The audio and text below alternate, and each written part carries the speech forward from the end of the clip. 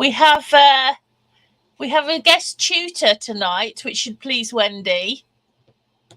We might have a little man popped in, only less than a little, I think. Hi, Jill. Hi, Karen. Nice to see you back. Hi, Tracy. Hi, Doreen. It's a bit blustery here as well. It's gone really grey and wet and awful. We're supposed to be having snow by the weekend. I hope so, but kind of don't as well because we're busy. Hi, Wendy. Look who I've got. Hi, Kim. How you doing? Hi, Lorraine. No, it's not an addiction clinic. Well, I suppose it is actually in a roundabout sort of a way. Who said that?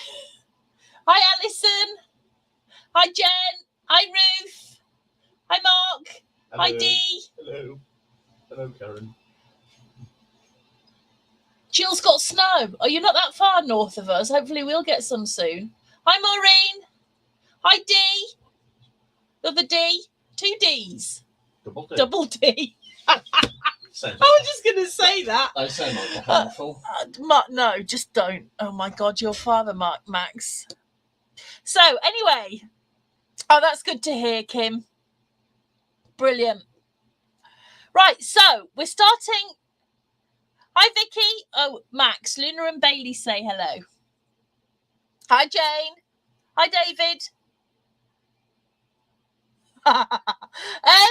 Well, I don't know if you saw the discussion earlier on that actually just made me laugh in Paper Scissors about beautiful lot of books. I've even forgotten who it was. You'll have to excuse me, guys, because I'm just not with it at the moment. You wouldn't believe how many parcels we have packed up and sent out this week, and it's just left my brain fried. It's been several trips to the post office, to put it mildly, with a car full every time. Who was it? Who posted about the books? Beautiful display. Can't remember. Terrible. I should know that. Elaine. It was Elaine. I know. And posted about her beautiful set of books. And anyway, it just descended into cack, which was Marcia's fault, but it's a long story. Just go and look at the post. You'll understand. So, yeah. Hi, Nikki. Well, that's a coincidence, Dee, isn't it? Right. Okay. So, yes, we've got a week before we start the B book. So this week I could have made something, but I've been too busy doing parcels that I haven't. So Max and I have decided that we're going to revert to Cal's Clinic, which is something we did, oh gosh, quite a long while ago now. But the idea is that you bring me your problems and I solve them, but only if they kind of like a mini book related, because you don't really want me giving you any life advice. I can barely even manage my own life, let alone anybody else's. So funnily enough, in the crafting together with all brands group this week, I'd put the B book up. Hi, Sue. Where are you off to, Max? No, oh God, there's going to be a disaster. I'd put the B book up, and a lady had asked about the hinges and Tyvek and oh no, she'd asked about hinges and things falling to pieces. And I suggested that she use Tyvek, and I don't think it was something that she'd ever heard of before. So hello if you're here and listening. But what I thought I'd start off by doing is showing you what Tyvek is. And no, Lorraine, just don't even go there. Show you what Tyvek is and how you can use it to mend and support your books, as in strengthen them. So I did bring some upstairs and I've lost it already. Okay, so Tyvek. Okay, what is it? It's something that looks very much like paper. Hi, Mary. Hi, Renee. It looks very much like paper, and it's very thin like paper as well, and it's actually used on houses. It feels like paper, yeah. And it's actually used on houses as a membrane to, well, I don't even know what is it used for exactly. It's a breathable membrane, but for what? Well, yeah, but for what? For the external. Yeah, but what does it do? It allows the house to breathe, but keeps the rain out. Okay, so it allows the house to breathe, but keeps the rain out. Yeah, because you don't want rot. You don't want a big wet one, do you? No, you don't. But what's good about it is that it's really, really strong, because it's actually plastic. So it sounds like paper, it feels like paper, but the beautiful thing about it is it doesn't rip, does it, ladies? So you can use it on your books to strengthen. So I'm just going to show you an example here, okay? What I've got here is our subscription box book, which the video is nearly ready to upload, so that'll be up in time for the first.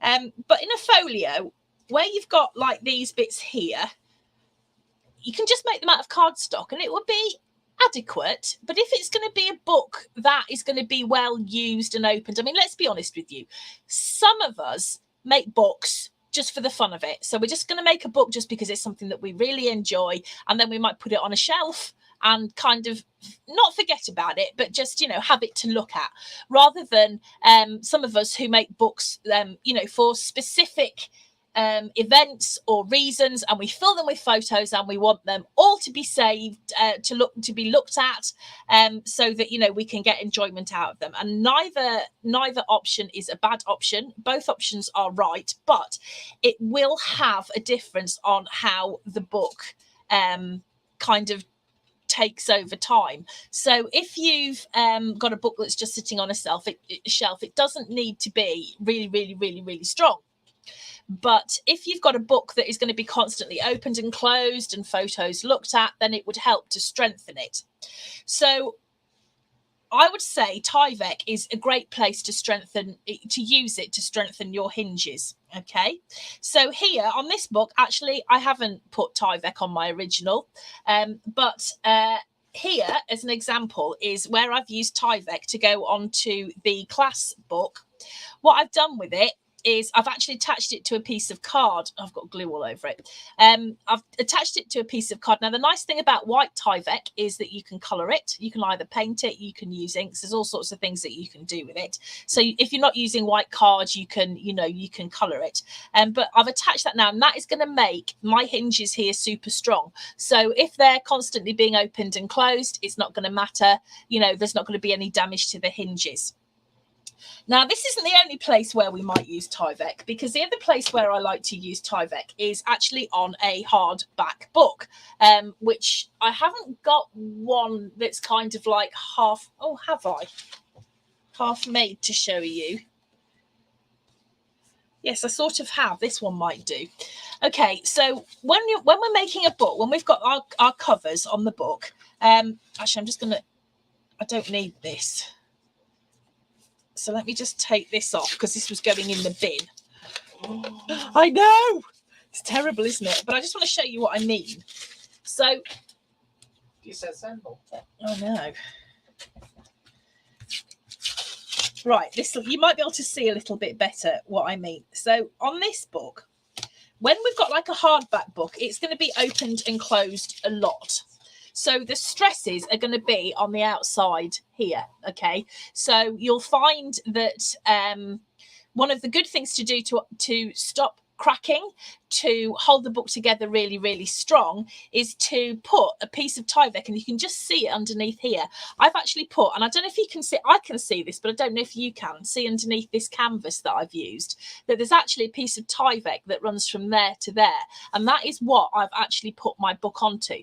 So I have got my spine and my my covers made out of grey board, and what I've done is I've just put some glue onto the spine, and I've laid it down onto a piece of Tyvek, and then I've put my covers on either side. Okay, so that is how you can use Tyvek to strengthen your book spines. Okay, because this is going to be constantly opened and closed, so it's worth doing. It's not 100% necessary. It's up to you. I like it because I like to think that, you know, we're putting all of our time into these books, and, you know, that they're going to last a bit, apart from that one, which isn't going to last at all. But anyway, so there's white Tyvek here. And what I've got here as well, which you'll remember very specifically from the Vagabond briefcase, is I've got Tyvek, which is black on one side and white on the other. Now, it's a bit thicker because this is actually printed black on, but it's absolutely great if you're using like black cardstock, and you know, it's part of the book, but you it's not going to matter that it's seen, if you see what I mean. Does that make sense? Now, these ladies in Crafting Together asked where you can get Tyvek from. Now, if you're in the US, You can get Tyvek from your post office, because I understand that that is what most of the postal envelopes are made from in the UK. Or if you want it posted to you, you can get it from us, because we stock it in the scrap lab, the white and the black one-sided. So you can always do that. But as somebody quite rightly pointed out, forensic suits are made out of Tyvek. And if you do it unused, I hope, and if you do, maybe somebody's, I don't know, having an extension built, go and look in the skip. Just suggestions. Ask before you take anything, though. So that is what I would use Tyvek for, and that is the sort of places that you can get it. Now, seeing as it's you, I've told you Tyvek's unrippable, but what's nice about it is that you can cut it with scissors or a knife, or you can cut it with your trimmer or guillotine. But in theory, you shouldn't be able to rip it. Let me find my secret stash of Tyvek. Right. So these are my offcuts. I keep them for little books. Hey, Kishwa, hiya. Looking forward to seeing you at the weekend. Oh, okay, right. So, Tyvek. I'm going to regret this. If this is your first time of joining me, hi, Anne. I made the mistake in one of my early classes of telling people that Tyvek couldn't be ripped, and then I ripped it. And it's been doing the rounds ever since, because I've managed to do it a couple of times. But let's just say I've upped my Tyvek now, so I don't think this will rip. So, Tyvek looks like paper, sounds like paper, tastes like paper, feels like paper, but really shouldn't rip like paper. I'm nervous to do this. So this shouldn't rip. Oh God, you guys, honestly. Okay, right, let's see.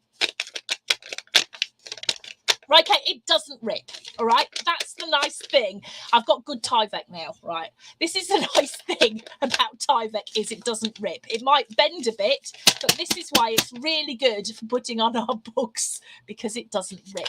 This is a good brand of Tyvek. I like this. It's in the shop. Okay. Oh, you are a star.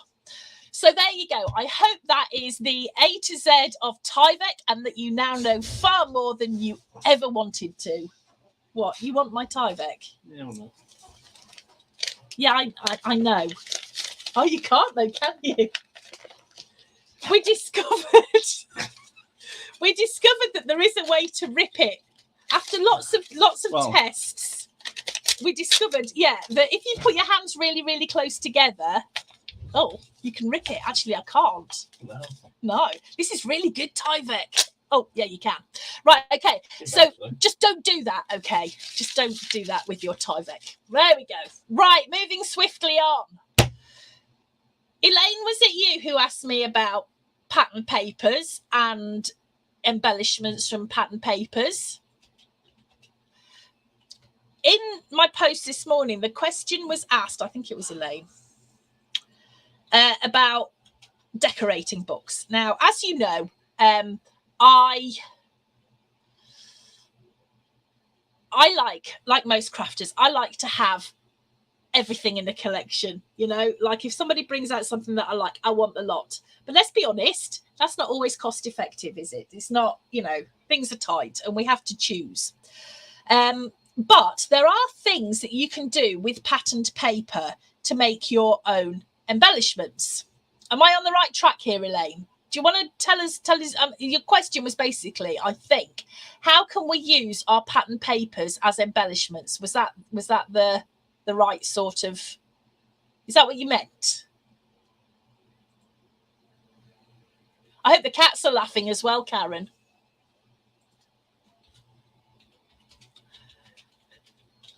Right, so I've grabbed some paper. These are old ones. No, this is paper. This will tear. So I've just grabbed some paper, and I've just grabbed two completely different styles of paper. So what I've got here is I've got graphic 45, which lends itself to using for embellishments. You don't need anything more than the paper quite often. And then I've just grabbed my Heidi Swap Hawthorn, which I still haven't cut into because I still like it too much. We've all got those, haven't we? But I did actually get some of the embellishments to go with those. But okay, right, so here's some suggestions. I'll give you a couple of examples. I'll show you a couple of things that you can do as well. But when you're decorating, especially with something like Graphic 45, you are given a gold mine before you even start. No, I'm not going to be tearing my G45, Jill. Oh, shudder. So you'll find that like Graphic 45 is quite highly patterned. So the nice thing, the reason why I love Graphic 45 for books specifically, is that to me, it is the most perfect paper for making books because they've thought of everything that you might want to use it for in a book. So you've got your cut aparts, you've got big images, and you've got a whole load of papers that you can fussy cut images out of. Okay, so they to me they just think of everything that you could possibly need. I mean, look at these. You could fold these up. Oh, I'm not going to cut this up, but you could fold these up into like a little accordion book and make a tiny little accordion book. Or one of the things that I like to do with Graphic 45 with this style of thing, which Sue Cass will tell you, is that obviously as a set of images, we've got some repeating images here.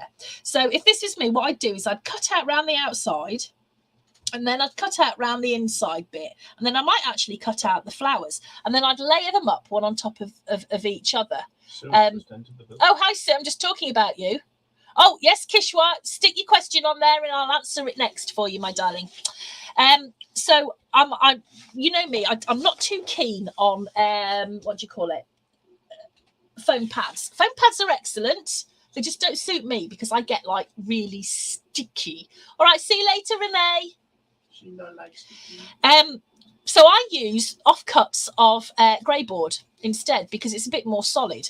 So what I'd do is I'd cut out the whole thing of this, and then I'd cut out that bit that inside bit there. You see, I'd put some grey board behind it and stick it on top, and then I'd fussy cut these flowers and I'd do that again there.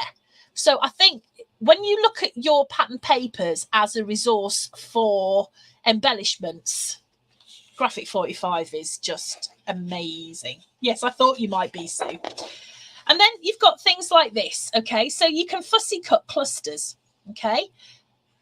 But then you can build them up into layers. Now, I'm not going to start talking to you about design because I find it really, really hard. I can't tell you how I put things together. I just kind of do. And I think it's one of those things where you've just got to keep going until you like the look of it. I'm sure there is a proper way to design stuff up, but I can't tell you what it is. I know about the golden ratio and stuff, but other than that, I'm really not too sure.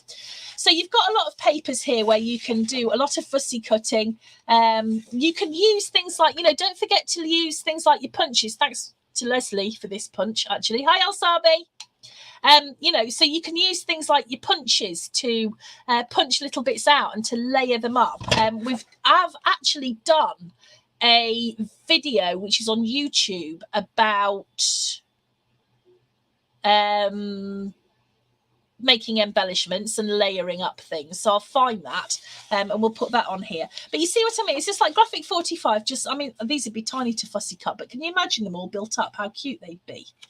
And just like slotting things. I mean, here again, you've got these to cut out, and then you can, cut some of these bits out of here, some of these white flowers, and maybe just layer them up on the top there. These are just absolutely built for fussy cutting and for layering up and making embellishments. Okay.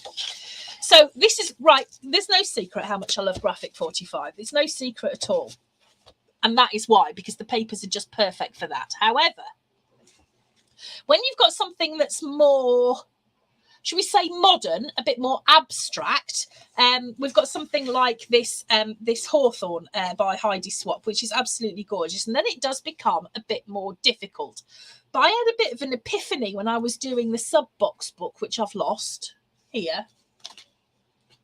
And it's about using shapes. Now, these papers that I've used by LDRS Creative are absolutely gorgeous, but they're all background papers, which are very much geared towards card makers, I would say. They're lovely, but if I was just to put one piece of paper on there, then I think it wouldn't look too brilliant, would it really?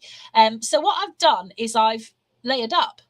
So I've drawn myself a shape and then I've layered up. But you can do things like, and Darling, would you do me an absolutely massive favour? Yeah. Can you go downstairs and get me that star picture of Nathan on the wall? The one on the shelf. So you can use the golden ratio. It's that 3 thing, isn't it? Where you've got like it's something to do. It's a specific equation, Nicole. Is it my imagination or is this picture really, really bad on Facebook?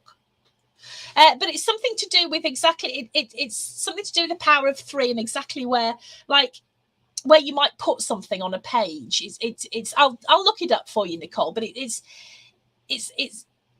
I think it's more intuitive. You kind of know where to put things on the page. You know, it just kind of like comes to it, especially in scrapbooking, I would say. It's like, you know, that your thank you. No, not that one. Oh. But Nathan. That's Jilly. Is it? Yeah. It's all right, niece and nephew, and he can't tell them apart, but she was very young, to be fair. What was I talking about? Yes, odd numbers is a good thing as well. But anyway, yes, so I was talking about plainer pattern papers.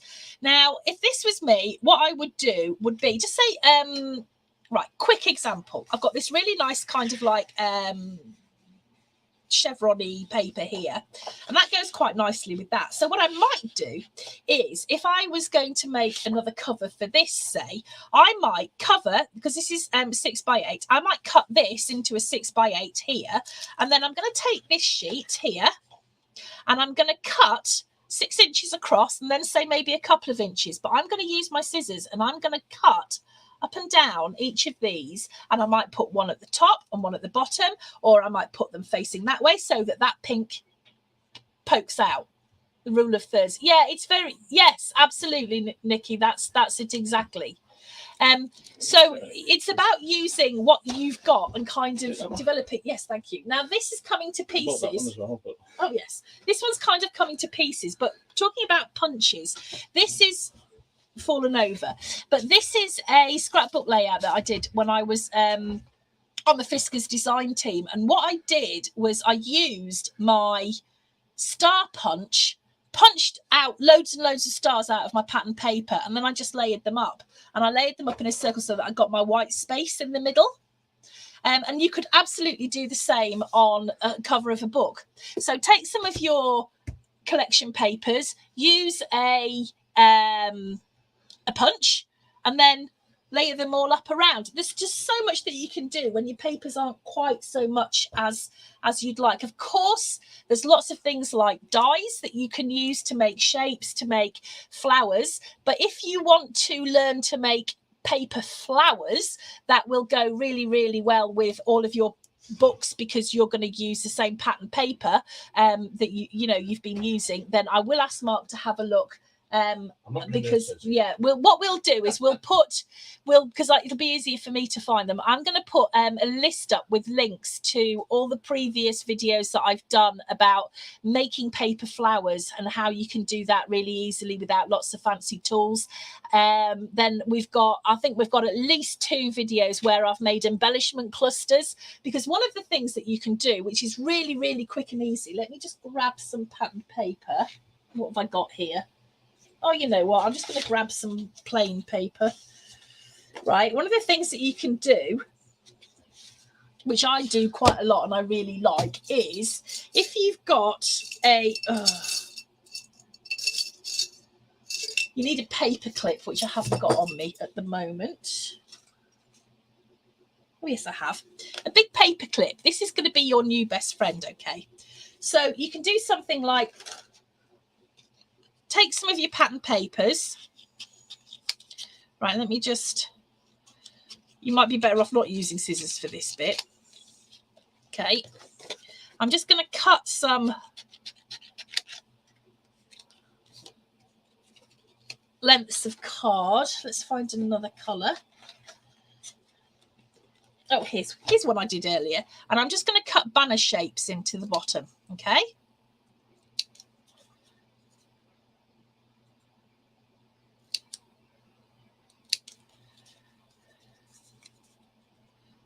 This really isn't straight, but you get the idea, okay? Then what you can do is take your paper clip, and if you pop that through there, fold it over and glue it, then maybe layer it up with these other bits of card. Let's put the final one on to kind of join them up.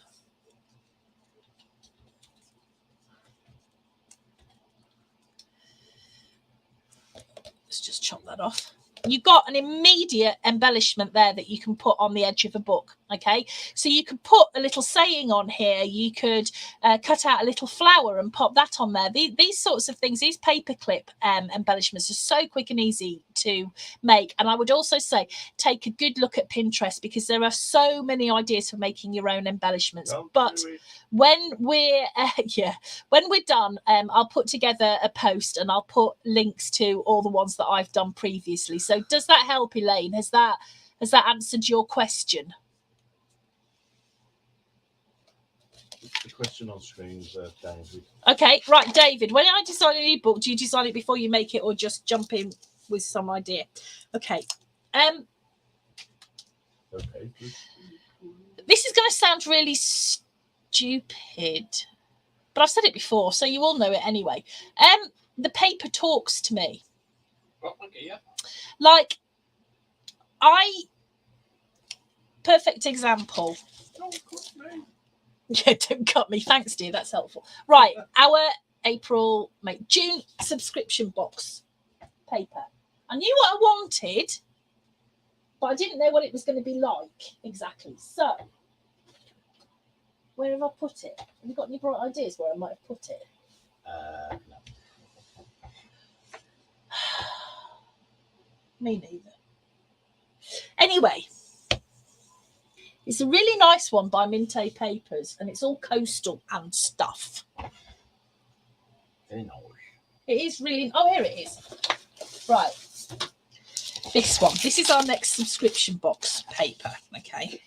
And it's just utterly gorgeous. Oh, and Sue, I know you said about the blue. You might get lucky, lady. So this is the... I'm just trying to find the cover piece. So yeah, Seaside Escape. All right, this is the paper that we're going to be using in our next subscription box, and I ordered it and it arrived, and I took it out of its packet and I had a bit of a feel, as you do, and it told me what sort of book it wanted to be. I'm not going to tell you, Secrets. but I know what I'm going to do with it. Having said that, things rarely end up where I think they should, because things change when you start making. So I have an idea, but I usually choose the paper first. So I choose a paper and then I make the book up once I've copped a feel of the paper and stroked it and sniffed it and stuff like that. You want me to leave you to it? No, I can't help it. I'm just like that with paper. I just like the paper. It's just weird and stuff. Right, what was Kishwa's question? Here we go. Right, some pattern papers are, though beautiful, yes, but too full on. What might be a good way of using a full on pattern paper without losing its impact? Ooh, that's a good question. When I'm making a mini book, although I know not all my books are mini, I'll use really, really, really highly patterned papers, which are a shame to cover up. And so I do what I call it my nemesis, but it works. I make photo mats. So I don't cover my paper exactly. I put photo mats in so that I can remove those and see the paper in all its glory. Now, you're a scrapbooker, aren't you? So just this paper's quite patterned. So if I was using this for a scrapbook page,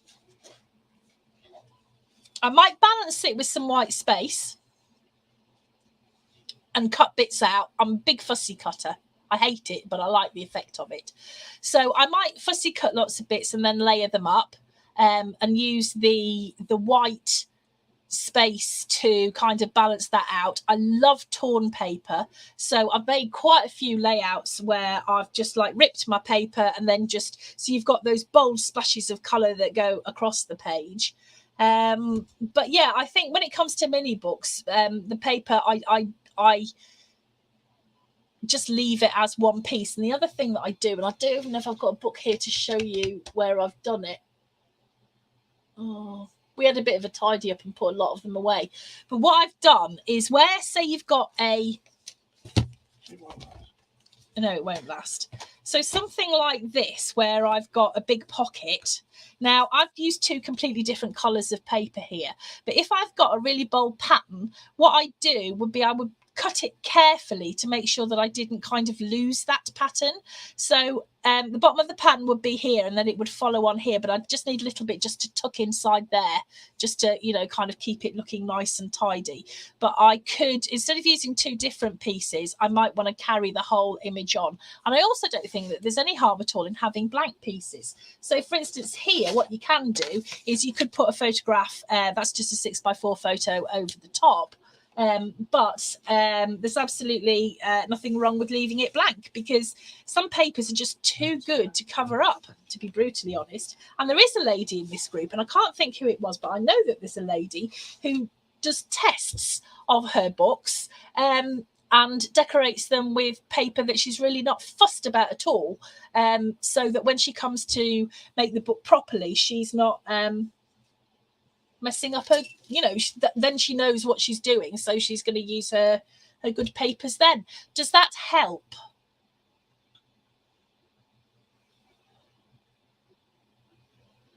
Yeah, that's a good tip, Elaine. Elaine says, tip for grey board foam pads. When using dark colours, run a black felt tip around the edge of the grey board piece before mounting. That is a really good tip. Another tip for pens and things is that if you're going to ink the edges of things, and it's something that's quite intricate, I use a Sharpie. I'll use the edge of a Sharpie instead of trying to get ink all over with my blending tool or whatever. So there you go. Hi, Celia. Hi, Rizwana. So there we go. Have I answered all the questions so far, or is there anything else that you want to know? Have we got anybody on YouTube? Oh. No, I've got it. Oh, I've opened it. Oh, hi, June. Hi, Sandra. Have you got any questions for me? Oh, June's got snow. Oh, I'm not at all jealous. Mind you, it might be snowy by the morning, hopefully. So yes, any more questions? Anything else that I can try and pretend I know about for you and just bluster my way through?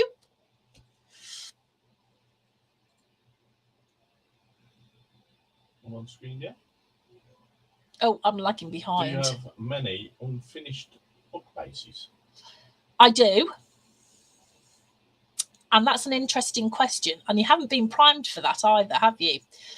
Right. When I do a class, I have my original, my sample piece. I always call it my sample. So something like this. Okay, that is my sample. That is the piece that, you know, I'm going to photograph and I'm going to show you in class. I know, Ruth, it's absolutely gorgeous. It's the next sub-box book. And then I have the book that I make in class where I really might not finish it. So, for example, I have got, oh, hang on, while I just reach up, everything's going to come crashing down. So this is the book that we're doing on Thursdays, the Books of Delight book over in Crafting Together with All Brands. And this is the book that we worked on last week.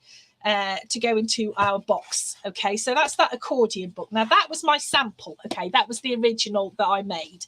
This is the book that I made in class. Okay, which is the same, it's just not quite finished. So I have, for every class, a half-finished book. And currently, a lot of my half-finished books are packed up into boxes downstairs in the kit-making room. And the reason for that is there is a lady called Dee over in, well, she's in Ireland. She's North Ireland, but North never is West. So she's not Northern Ireland, she's Era.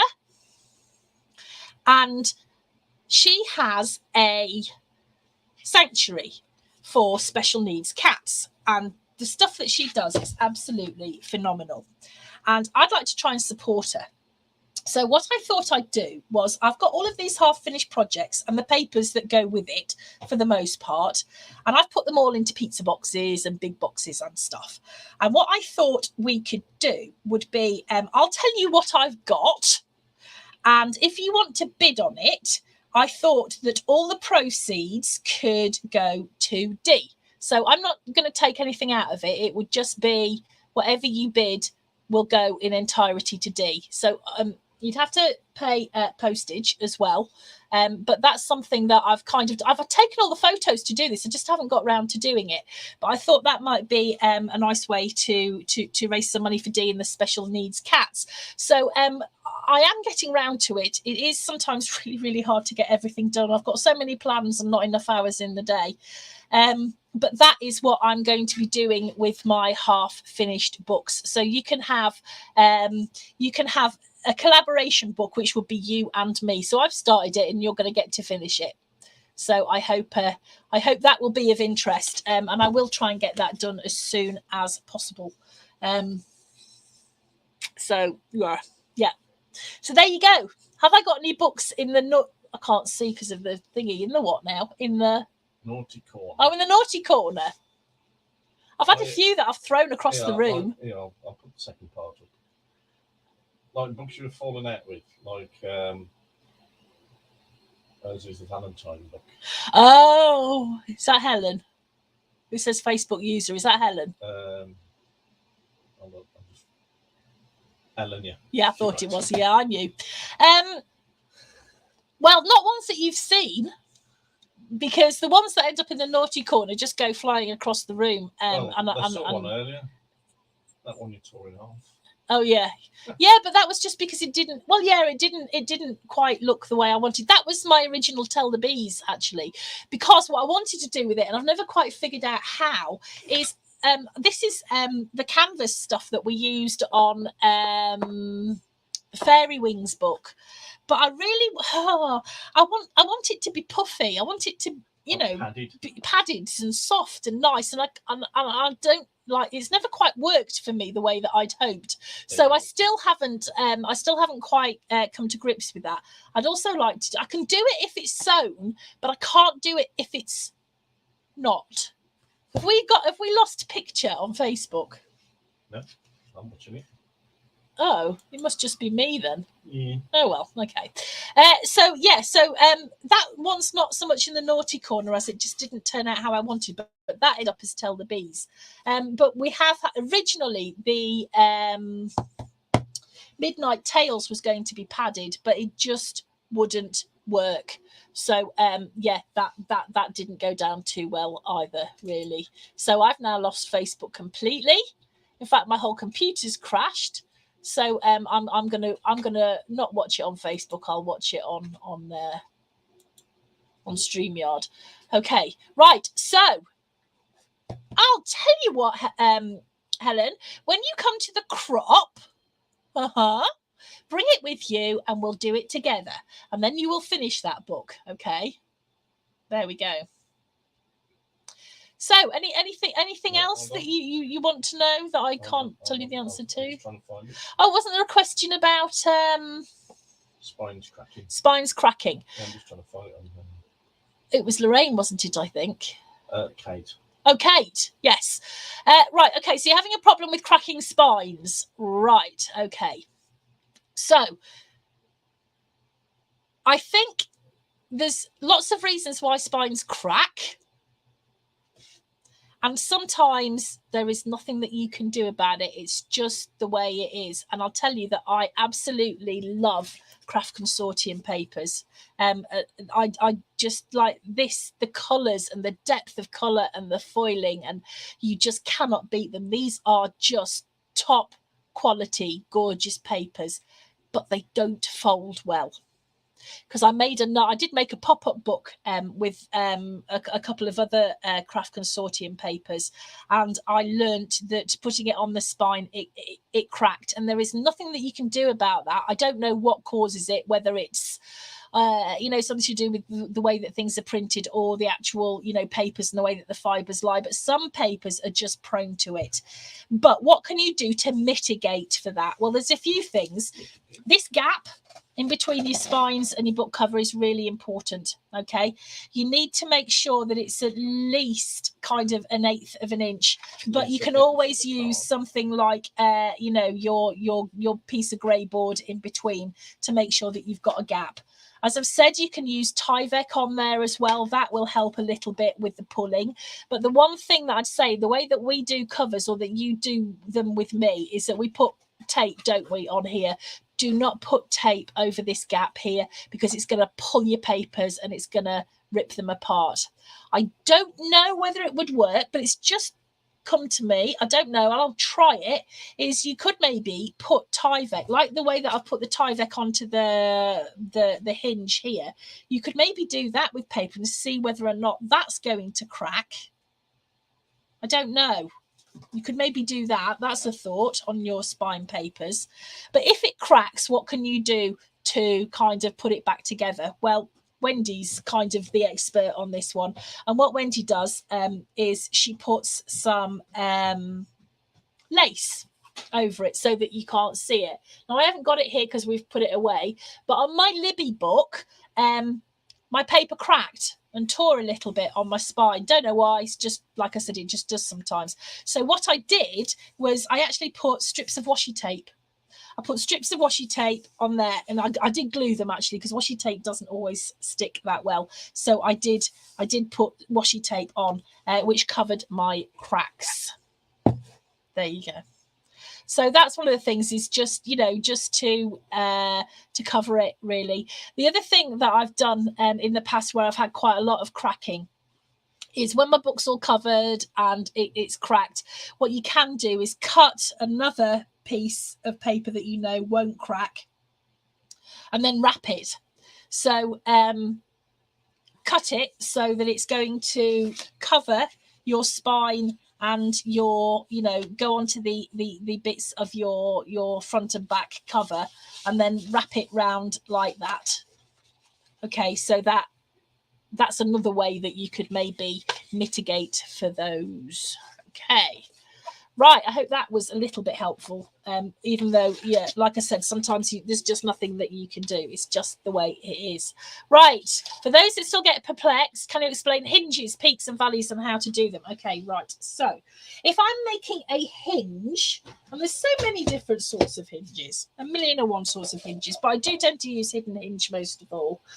What I do is, I'll use this piece of card because it's here, is I'm going to get my scoreboard, and I use an embossing tool, and the reason that I use an embossing tool can be clearly seen here. Okay, your tool that comes with your scoreboard is going to wear out, because they're invariably plastic, and they just it gets used. Of course, it's going to wear out a bit. So I like to use I like to use an embossing tool, because it gives you a much cleaner, more accurate score. Because sometimes what happens is our scores aren't right, and when we're folding, it doesn't fold right. And I am absolutely convinced that, although it is quite often partly user error, and I speak for myself there, sometimes it's the tools. So I find that I am much more accurate with a embossing tool. Okay, don't use one end that's too thin, because if you press hard, you're going to go right through your card. Yes, I speak from experience. So I'm going to use my embossing tool, which I don't even know where it came from. I think somebody left it at the crop once, and I just kind of appropriated it. I did ask, and nobody thought that they'd left it, so it's mine now. This has got kind of like a little ball. I don't know how big that is. It's about 1/8 of an inch. It's quite a little ball. Yeah, it's about 1/8 of an inch. It's quite a narrow ball on the end. And then, okay, so what I'm going to do now is I am going to just score at 1/2 inch intervals here so that I can show you how I put a hidden hinge together, for instance. What are you doing? Oh, you're going to measure my ball? I'm going to measure your ball. Hang on, he's got his calipers out. If I can do that. That's a weird size.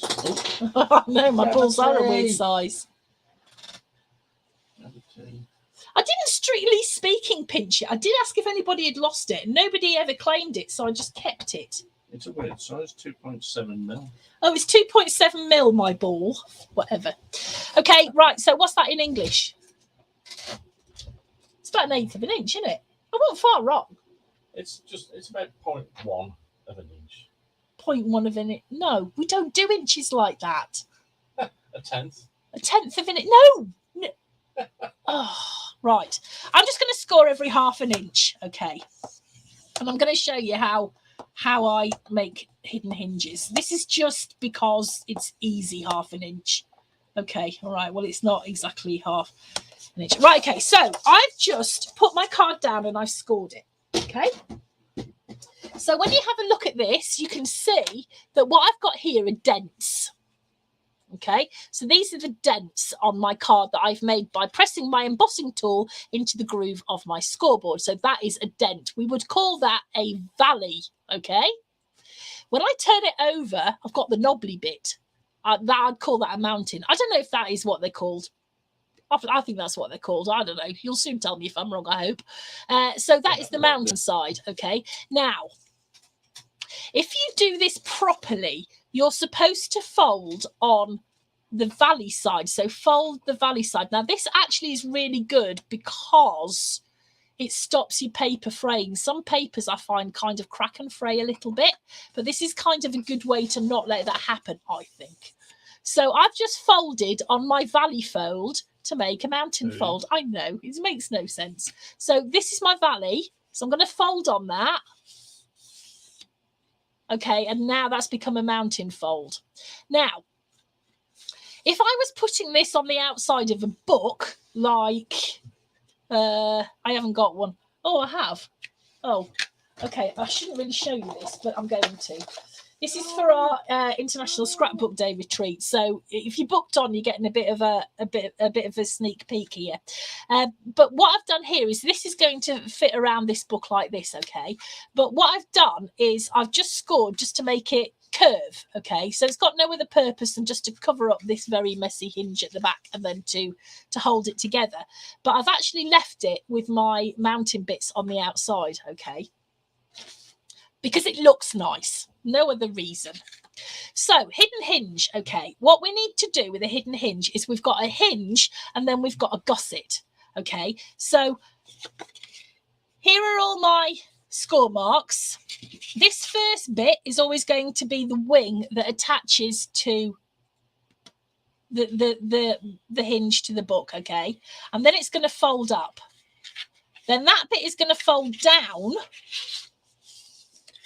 so that when we glue these two bits together, that mountain, that is going to form our hinge. Okay. Then we're going to have a gusset in between the pages. So that's going to stay flat. And then we're going to fold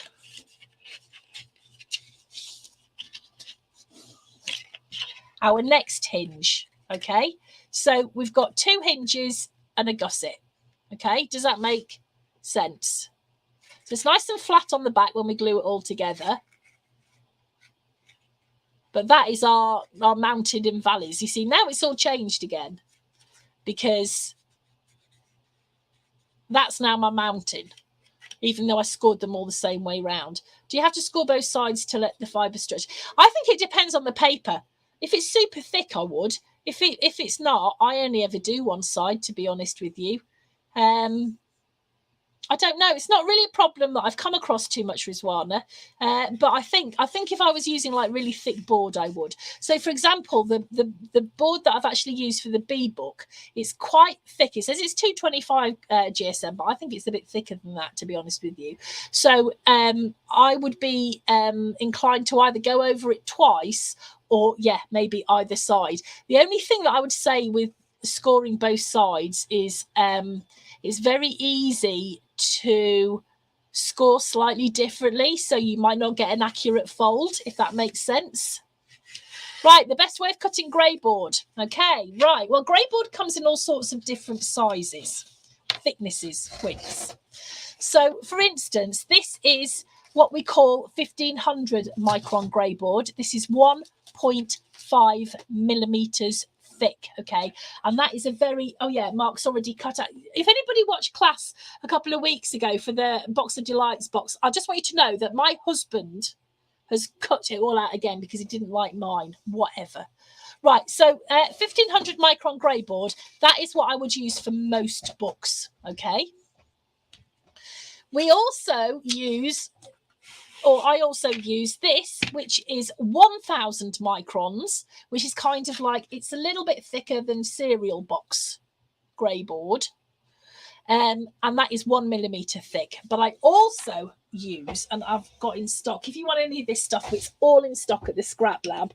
I've also got, let me find it, because typically I've got some super thick grey board here, which is 2250 microns, which is 2.25 millimeters thick. Okay, and this I don't use for books really, but I do use for shaker pockets because it's actually quite good for giving us some depth and dimension. Okay, so I will layer up. Oh, hang on, here's one I made earlier. Oh god.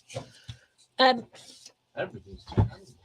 This is the shaker pocket on this one, which I know is another one I haven't finished. The shaker pocket on this one here, that's made out of bits of this really thick grey board. Okay, because that's it's just good and solid. That's why I like it. But cutting it, right? The 1 millimeter grey board, the thin stuff, I have no quibbles whatsoever with cutting that on my trimmer, whether it is my Fiskars ordinary trimmer, the big ones downstairs, but this style of trimmer, or my Precision. I would happily cut with either. When it gets any bigger, in all honesty, unless you have a Precision guillotine, we have been looking into getting one actually, but they are pricey. I'd use a knife personally because the tools that I have, I am not confident in using. So if you're going to use your trimmer, your Fiskars, I wouldn't worry so much if I was using a trimmer like this. I'd get a blunt blade and I'd cut it and then I'd turn it over and cut it again. Okay. If I had a raggedy edge, which happens quite a lot, I really wouldn't worry about that at all, because either I'd cover it with card, with my covering papers, or you can just use a nail file just to tidy up the edge of your grey board. So I might just use, my nail file, or some sandpaper. But let's face it, most of us have got nail files, just to smooth that off. Okay. Now, if it's thicker than 1000 microns, for me, I use a knife and a safety ruler. If I don't use a safety ruler, Mark shouts at me. But I do find that it's easier to be accurate if I draw it. Yes, all right. It is easier to be accurate when you draw out your size first. Now, the one thing that I would say about cutting out grey board with a knife is not to think it doesn't have to be a quick job. Okay, so don't go in there and think I'm going to stab it with my knife and I'm going to get this done in one, because you are going to hurt your wrists. Okay, I'm telling you, you're going to hurt your finger and you're going to hurt your wrists. And yes, I do speak from experience. So my advice in this case is little and often. So don't press down hard. but just keep going over the same area several times. So I've lost my knife. Here it is. So I'm just going to, you know, I've drawn out the shape that I need, and this is the very thick grey board, and I'm just going to use my knife, and I'm just going to keep going over the same space several times, so I'm not hurting my. I've just realised I'm cutting onto my nice new mat. No. I know. Several times until I can feel it go. I can't do this now. I can't. Not on my new mat. Hang on. So. Don't do it like this because it's not safe. Just be careful when you do it. All right, so just keep going over it. You don't need to press down. You don't need to be heavy-handed. Just keep going, and then eventually you will have just cut all the way through. Yes. Okay, and then you've got your cut. Now, don't throw away all of these little bits that you're going to make, because that's what I use for foam pads, and you might find that that's something that you want to do as well if you don't like getting sticky like I don't. So those are my tips for cutting grey board. Doing it this way, I can never get the back flat and make sure I score perfectly. Oh, we're talking about the back of hinges. If the back's not flat, it's definitely going to be an issue with scoring, I think.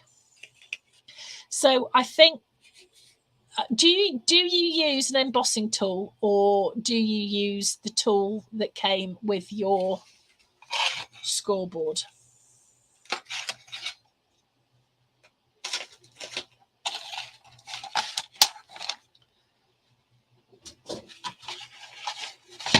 Because I think if you're going to use the tool that came with your scoreboard, you're not going to have the effect that you want. I mean, my ball just fits nicely in that groove there. That one will fit in all the way down, but it's a bit sharper. So I think, you know, using your right-sized ball, one that's not too big, so about 1/10 of an inch, whatever the heck that is, would probably be about right. No, I haven't got any in the shop. Maybe I should get some, actually. But I just find that the metal embossing tool gives you a far more consistent hinge or score than anything else. There we go. Has that helped? Anything else, or are you bored of me wittering on now? I've really enjoyed this. I do like talking, though, so I would, wouldn't I? Yeah. I need to get rid of my tinnitus. Oh, well, that's really good. Cool. Have I missed anything out? Have we missed any questions? Because I don't want to miss anything. I can't see any. Okay. Unless someone wants to correct me. Which one did the first time? Okay, so I don't want to leave anybody out. So have we managed to answer all of your questions? I do hope so. You know, even though I'm usually doing something, I'm not really ever that for. Oh, finding instructions for Storyteller. Who was that? Kimberly. Okay, it's the Storyteller album it's on the OneDrive.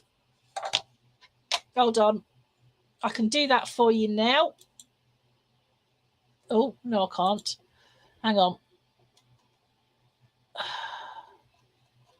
Let me find that for you.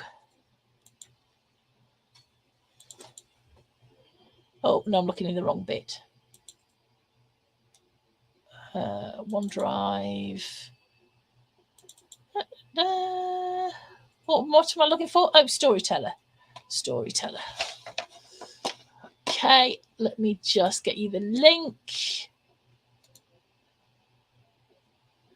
Yeah, if you go into the group, there is a post called Mini Books and Where to Find Them, and it's pinned to the top of the group, although that's all changed lately. I have put a link on. Oh, what, for the Storyteller? No, for the... oh, right, for the... Yeah. Where to find everything. Brilliant. It's not always 100%. Well, Teresa asked. All the books should be on there. At the moment, they should, because I updated it at the weekend. But... if you go in there and you find things are missing, will you let us know? Because I know not everything is 100% up to date.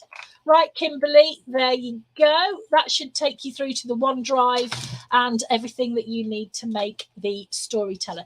Do you guys all understand how the group works? Because it might be worth just going over that really quickly before we stop.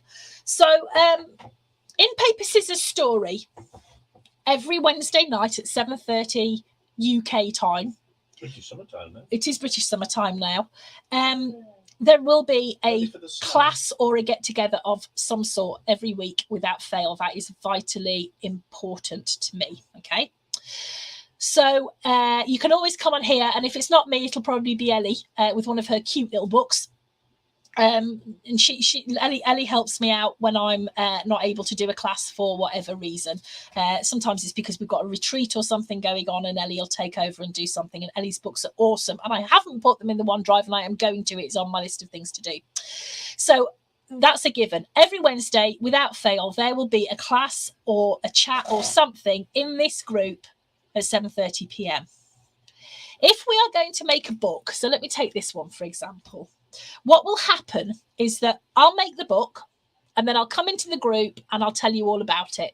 So I'll tell you, I'll make a sample up and I'll probably do a video, an overview, but I might show you in this Wednesday evening class or whatever, and I'll show you the book. Now, the classes in Paper Scissors Story are always 100% free to take part, okay?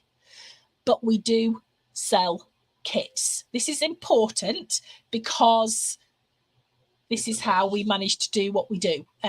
Because sadly, Mark still hasn't won the flipping lottery, despite being asked on several occasions. So somehow we have to, pay our ever-mounting gas bill, and that's how basically we make the money. We do provide kits, but the kits are not compulsory.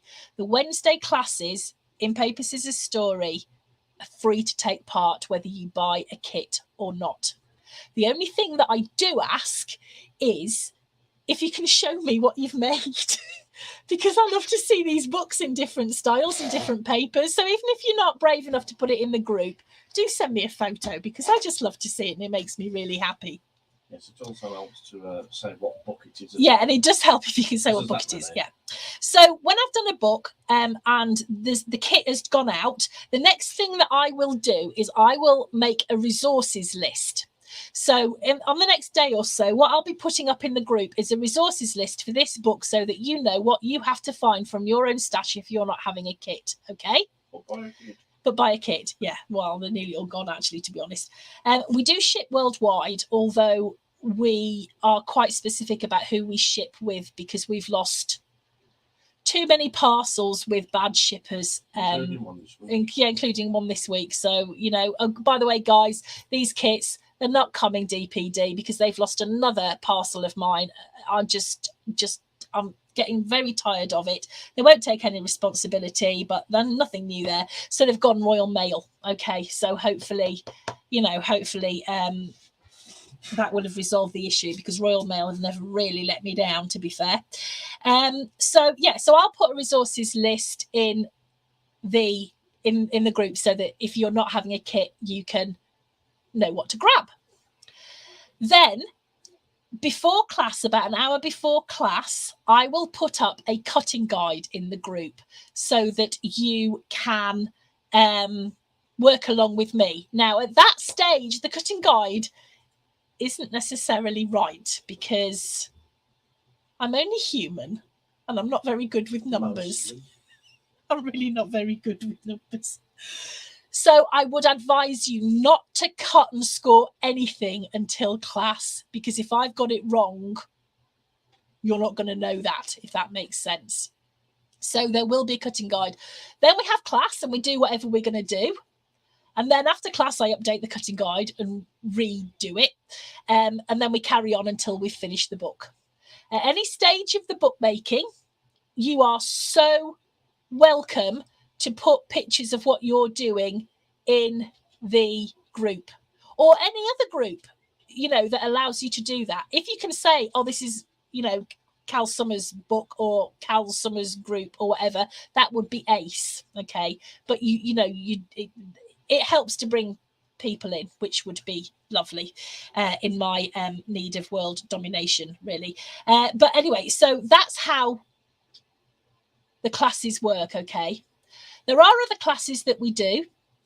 So we have a subscription box every other month.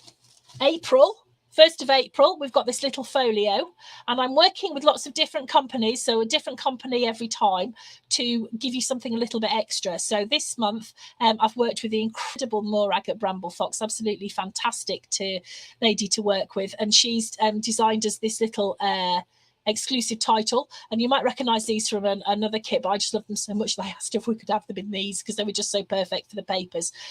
So you're going to get something in each of your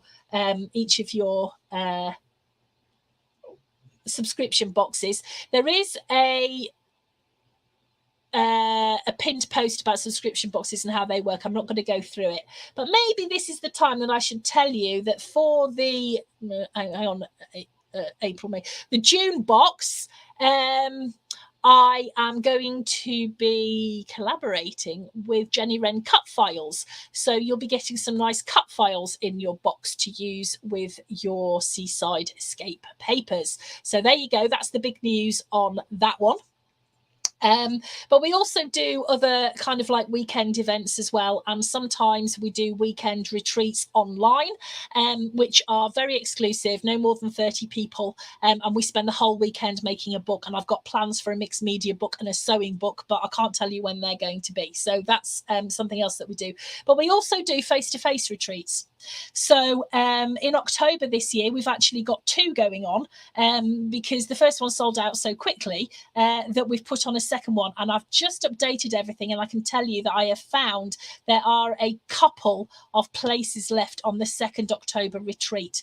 We have got a scrapbooking retreat 2 days in May that has sold out, and then we have got something brand new that we haven't done before, but we're doing a Christmas retreat at the end of November as well, and we'll be making a wreath, and we'll be making a little Christmas mini book as well, and that has plenty of spaces on it, but that's quite new, so I haven't really got much to show you on that. You're just going to have to trust me if you want to book on. So we also have a monthly crop, which is meeting the first Saturday of the month. We'll be meeting this Saturday at Dunston, which is just off Junction 13 of the M6, which is Stafford South. Although next month it's a different week, but you can find all this on our website, which is calsummers.co.uk, where you will also find our online shop, which is the Scrap Lab, and in the shop you will find a whole load, well, pretty much anything you ever need for making mini books. So the grey board, the card, the tools. We do sell pattern papers, but I'm just finding the time to just go through those and rearrange it. And also what I'm going to be doing when I get round to it, I have started, is to sell structure kits for the books. So if you wanted to, say, make, I don't know, the Tell the Bees book, but you wanted to use completely different papers, then I could provide you with a little kit to make the base of the book in either craft or white or black card, and I'd provide all of the grey board, the card stock, any acetate that you needed, and maybe tape, etc., etc. There you go. So do go and have a look, and I hope that's been of interest. Now we also, yes, I've got some black paper tape. Well, I've sourced some. Let's say I haven't got any yet, but I will say that I don't think you are ever going to beat Claire Charville's tape. I know I'm doing myself a disservice by saying that, but her construction tape, her signature tape, is absolutely second to none, and I thoroughly recommend that you buy it. You buy it from her, because she is absolutely, it's incredible tape. It really is. And for the boxes that Mark's been making, just think they're absolutely fantastic. Brilliant. Yep, and which leads me on to telling you that we always do a second class in the week, and that is on a Thursday, and that's in another group called Crafting Together with All Brands, which is absolutely brilliant. And we do a class in there every Thursday night, and at the moment we're working on this project, which is called the Box of Delights, and I do actually have hardware kits for the handles and the latches. But Mark's going to be making the box up tomorrow, and then inside we've got these little books that we've been making, and then there's going to be a third. I've lost the other one. I showed it to you earlier. There is going to be a third big folio to go in there as well. Now, finally, on the first Sunday of every month, we do 6x6 Sunday, which is where we find a way to use up our 6x6 pads, or we make a book that is 6x6 inches or smaller. And we will have April's 6x6 Sunday this coming Sunday, the 3rd of April, and we're going to be making this little board book. It couldn't be simpler. I mean, I'm just teaching my grandmother to suck eggs with this. But we're going to talk about how to use papers. I've used Craft Consortium again. I have used Sea and Shore papers, and I'm going to show you what I've done to put that book together with background papers again. But there are kits. I think I've got one left. The 6x6 Sunday Sea and Shore. So I think there is a kit left, but you can absolutely use your own stash for that. I've already put the resources list in the group, and I've suggested that you cut out your grey board at 5x5 inches and then just paint around the outside. I've just used white acrylic paint. So if you do that before Sunday, that means that we can get on and decorate. Okay, now, once we've finished a class, it all goes into the OneDrive. I can't remember if I've told you this or not. And the mini books and where to find them post that we told you about earlier has got links to where you can find each book on the OneDrive. So when you go and look at the book, you'll find a folder that says book photos. Guess what that's got in it? Photos of the books. And then you're going to have a folder called class documents, which will have any cutting guides, resources guides, or if there's a written tutorial, some have, that'll be in there. And then you've got the third folder, which is the class videos. Now, this isn't always 100% up to date, but you can still find the videos in the groups that I've done them in, or on YouTube. So you've got all of that information in one place. So if you use that mini books and where to find it post, and then just click on that link, that will take you through to the book. Now, I know when you've all joined, you've answered a question about copyright, and I'm going to be brutally honest here about copyright. I'm seriously considering removing all copyright on my books.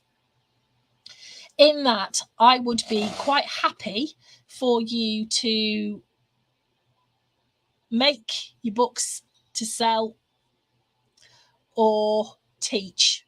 Don't do it yet, because I haven't exactly decided how I'm going to do this. Because I have never charged for a license, because I realised that actually all I wanted was for people to ask if they could. That sounds a little bit pretentious, but I'll tell you for why. The reason I wanted people to ask, so that I knew what was going on out there, is because I think that this could be a really good collaboration. So, for instance, I have a wonderful, wonderful lady out in Florida, and I hope she doesn't mind me saying this, called Terry, who teaches my books. And I am so honoured that she does that. It's quite overwhelming, really, to know that my little books are being taught way over in Florida. And what Terry does for me is she takes some photos of her class and sends them to me, and that makes me really, really happy. But what I should be doing with that is showing you these pictures, obviously with permission of the people who are in them, because I think it's really, really great for you to see what other people are doing. And maybe it's kind of important to me about how the books bring people together. So I would love to help you promote your event and your class and anything that you're doing. So I haven't 100% made up my mind yet, but I'm thinking that I would really like to remove the copyright on all my books. But what I would ask is that you tell me what you're doing and let me have some photos and let me promote you as well, because that is good for both of us. Hi, Kari. So the links for the instructions for making the books are all in the mini books and where to find them post. So Until I find it again. So yeah, so that's what I'm thinking. I'd be interested to hear your thoughts on that, because I know it's only a minority of people who would ever want to do that. But I just realised that my reasons for having it there in the first place could benefit everybody, or taking it away could benefit everybody. Does that make sense? So yeah, I'm still thinking about that, but I think that might be something that I'd really like to do. So there you go. Emily says she's in Florida and would love to spread the love. Well, please feel free, because to be brutally honest, if you go and post some of your books in other groups and show your friends and they join the group, then that's all good. Because the more people that know what we do, the more chances are that somebody's going to buy something from the shop. And don't get me wrong, I completely understand that it's not within everybody's budget, and I understand that shipping, especially internationally, can be an absolute killer. I totally and utterly get that. But for some people, that's not so much of an issue. And if people buy from us, that makes it much more likely that I can carry on doing what I do, because this is my full-time job. I did have a paid job, or a proper job, as my dad calls it, which I gave up about 18 months ago. And I've just been so grateful to have had the chance to be able to do this full time. But obviously, I need to supplement. I can't just leave Mark to make all the money. So that's so bringing people in and buying from the shop is important. And you know what? If you can't buy anything from the shop, if you can share us and talk to people about us and maybe bring somebody else in, then that is more payment than I could dream of, if that makes sense. So, yeah. There we go. Who's asking about the SVG files? I can't see because I'm on StreamYard. Teresa. I can't say anything right now, but watch this space. That's all I can tell you right now. Okay. I've probably said too much already. Yeah. Okay. But yeah, watch this space. Okay. There we go. Right. How much did I did about half an inch. Just painted about half an inch, because when I'm decorating, so I know that this is 5 by 5. Okay, when I'm decorating, I just take off 1/8 of an inch when I cut my pattern paper. So my page is 5 by 5 inches. So I cut this sheet of pattern paper 4 7/8 by 4 7/8. So you've actually got you only need like 1/8 of an inch around the outside, but just do half an inch just to be on the safe side. Okay. I hope that's been helpful. Probably this is a good time for me to say a couple of thank yous. You will know that in the groups we obviously do have admin teams without whom we absolutely could not manage to do what we do.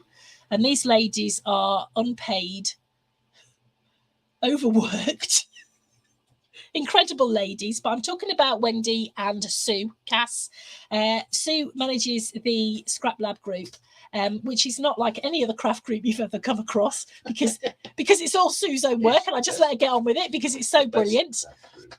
And then Wendy, of course, who rules us with a rod of iron, thank God, including me, guys, just so you know, in Paper Scissors Story. And both of these ladies are incredible, and we cannot do what we do without them. We've got a lot of other people who help us. We've got the Scrap Lab design team, who are just absolutely amazing. And then we've got some experts in our, I've forgotten what they're called, there's Facebook group experts or something, who are people like Lorraine and Ruth, who are always brilliant at answering questions. So if you've got any questions, stick them in the group, and there will always be somebody who can answer. I do read everything that you write, by the way. I just don't always think to respond, but just know that I do read, and I do look, and I do try and write on everybody's book, because I think if you've had the decency to make one of my books, the least I can do is show you that I appreciate that. And I appreciate every single one of you. And I know there's a lot of people who come to class that I don't know your names, because you fly under the radar. but every so often somebody just pops up and says something, and yeah, I can't tell you how much that means to me. I just I'm so grateful to every single one of you, whether you're making books or not. Just the fact that you're here, and it is a dream come true. I'm not going to lie, you know, that I have been able to make this my work, and that's because of you, every single one of you. So I'm getting all emotional now, so it's probably time to go. I think it's the antibiotics, actually. So I hope that's it.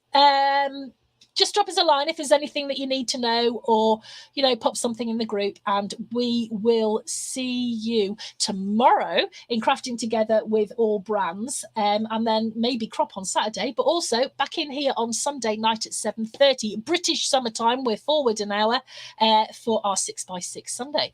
All right then, guys, thank you so much for joining us. Lots of love to every single one of you, and we'll see you really soon. Bye. Oh.